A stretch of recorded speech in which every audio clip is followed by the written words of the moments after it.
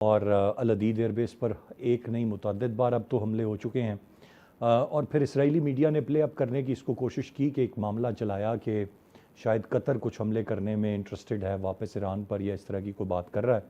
लेकिन फ़ौरन फिर कतरियों ने इसकी क्लैरिफिकेशन दी और कहा कि नहीं, हम इस तरह की किसी चीज़ की तरफ नहीं जा रहे हैं, which is a positive sign. लेकिन कितनी देर तक ये खामोशी रहेगी और कब कोई भी अरब मुल्क इस सब में कूद पड़ेगा वायलेशन पे, we don't know about it. But मैं आगे बढ़ना चाहूँगा ब्रिगेड साहब, एक चीज़ जो मैं जानना चाहता हूँ, बहुत देखिए अभी रूस के हवाले से आज खबरें हैं कि वो ईरान और अरब ममालिक के दरमियान मामलात को बेहतर करने बातचीत के लिए कोशिश है। पाकिस्तान ने बीइंग अ न्यूक्लियर कंट्री और इस खित्ते के एक अहम तरीन मुल्क के तौर पे अपना किरदार अदा किया। कतर जिसका किरदार ही मीडिएशन का मुख्तलिफ मामलात में जाना जाता है, वो स्टेप अप किया।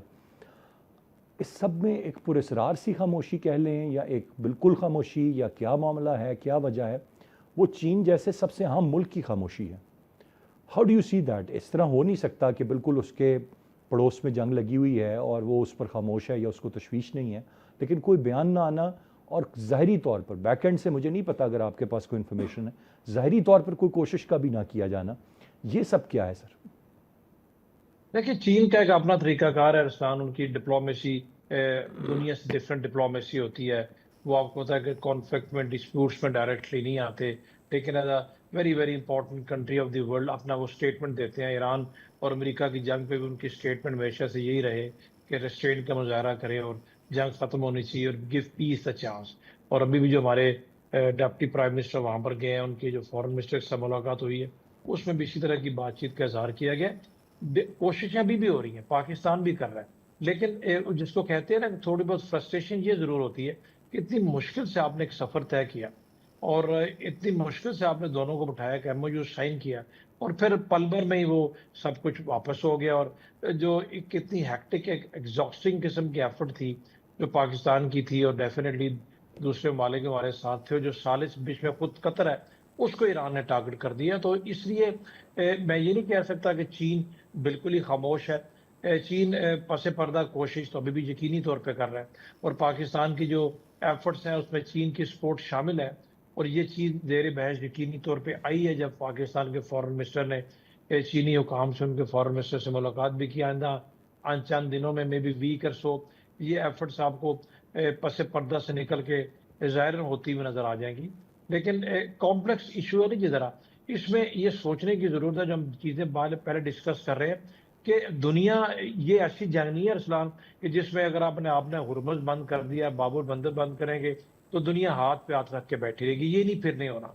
फिर जी दूसरों की तरफ से इंटरवेंशन इसमें आएगी, बिकॉज दुनिया की पूरी इकोनॉमी इतनी सख्त अंडर प्रेशर आ गई हुई है कि बाबुल बंदर भी अगर बंद होता है तो ऐसे हो नहीं सकता कि आप कुदरती एक आबी गुजरगाह को इस तरीके से बंद कर दें। जब भी कभी किसी ने ऐसी कोशिश की है, रिएक्शन उस पर आया है, तो ये नहीं होगा। But that will be more dangerous, क्योंकि जब उसमें होगा तो डेफिनेटली कॉन्फ्लिक्ट उसमें बढ़ भी सकता है। मैं जो बात पहले भी करने की कोशिश कर रहा था कि बहुत सारे दुनिया के ममालिक ईरान की मॉरल सपोर्ट में थे। अनफॉर्चुनेटली वो मॉरल सपोर्ट अभी या तो खामोश होती हुई नजर आ रही है, पीछे उठती हुई नजर आ रही है। उसकी रीजन ये सर्कमस्टांसेस सारे बन गए हैं।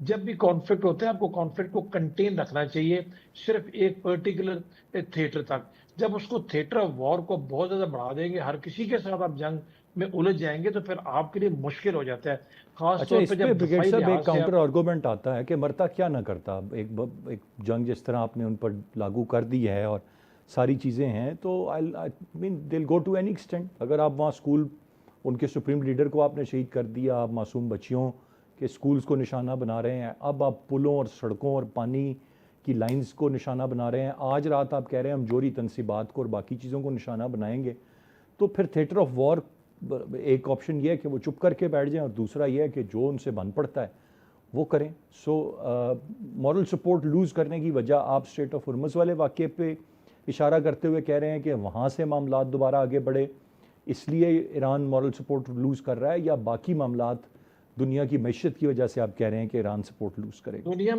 दुनिया में परसेप्शन ये बिल्ड तेजी से हो रही है कि पासदारन इनकलाब जो है वो हार्ड लाइनर्स है। वो चीजों को इस तरीके से हल करना नहीं चाहते। उनका एक अपना स्टांस रहा है through out 47 years of Iranian revolution. और जब उसमें परसेप्शन एक बिल्ड होनी शुरू हो जाए, कुछ उसमें चीजें रीइंफोर्स उस परसेप्शन को कर देती हैं। हम सबकी हमदर्दियां ईरान के साथ डे वन से है, आज भी हैं। हमारा बरादर इस्लामी मुल्क है, जितना हमने उनके लिए किया है दुनिया में किसी ने नहीं किया, हम आज भी कर रहे हैं। लेकिन जो 2 दफा हमारे आर्मी चीफ वहां पर गए, यही चीजें उनको बताने समझाने गए हैं भाई डिप्लोमेसी में कुछ तरीकाकार डेफिनेटली आपको निकालना पड़ता है। अब स्टेट ऑफ हुर्मुज की बात करते हैं ना, एक काउंटर आर्गूमेंट ये आता है कि जब स्टेट ऑफ हुर्मुज में एक बताए गए एग्रीड तरीके के ऊपर अगर उसकी वायलेशन हुई तो ईरान ने रैप किया, ठीक है वायलेशन होगी।